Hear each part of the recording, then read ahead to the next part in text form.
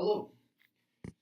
In this video, we're going to be talking about preparing for those emergencies. And of course, one of the best things you can do to prepare for emergency is learn more about what to do during an emergency, which that's what the majority of this semester will be covering. But in this, what can you do before the emergency happens? So one of the first things that I do is I make sure that I have first aid kits available. And there's some common places where you should probably have first aid kits. You should have a first aid kit at home. That's probably self-explanatory. But I'd also have a first aid kit at work.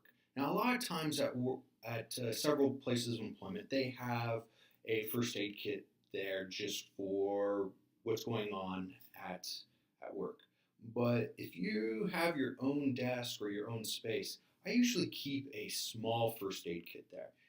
Just some extra band-aids, different things like that. But also keep a breathing barrier if I need to help someone with CPR. Because a lot of times you're around your desk, and why do you need to run down the hallway to the community break room, grab the first aid kit, and then come right back to where you were when your coworker is having an issue? You could have stuff right there.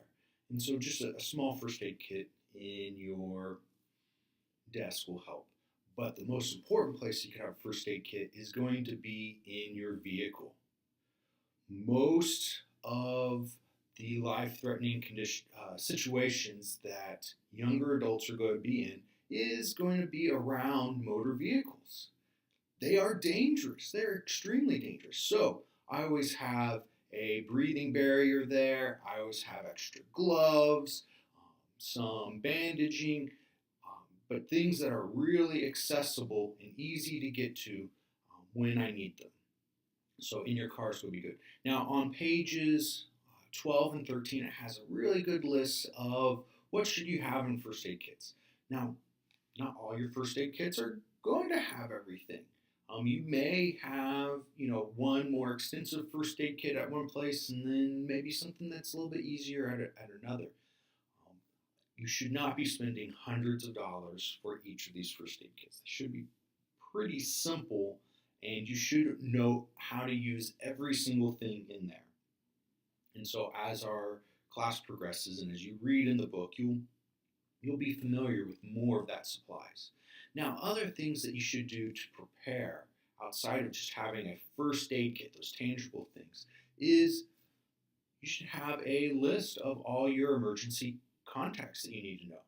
Who would be your family doctor or physician, primary caregiver? I guess that's what they call them now, primary caregivers. Your dentist, your optometrist, different numbers like that. Have that in a good location to where not only you have access to it, but your roommates have access to it. And they know who to call in case there's maybe not those life and death emergencies, but there's something going on.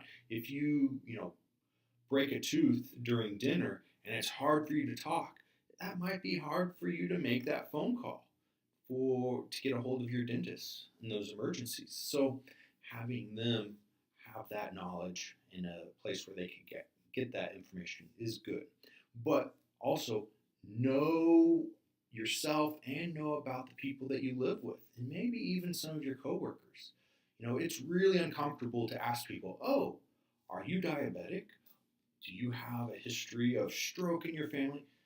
Probably don't start off giving them questions. Start off sharing your information with them, and then they're going to be more likely to give you information about themselves. So yeah, just sit down with your roommates and say, hey, I just wanted, us to kind of share just in case there's emergencies. Here's some things about me. Like for me, I'm allergic to bananas. That'd be a really good thing that my roommates should know, that we probably shouldn't have open bananas in our kitchen or in the house at all, because I'm going to react to it, which is, by the way, don't have bananas in class. I don't want to get sick there, and you don't want to see me get sick. So the one food that I don't want in class is bananas.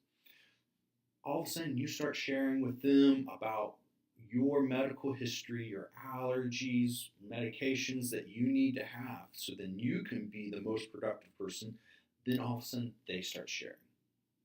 So those are some of the things that you can do to prepare for an emergency before it even begins.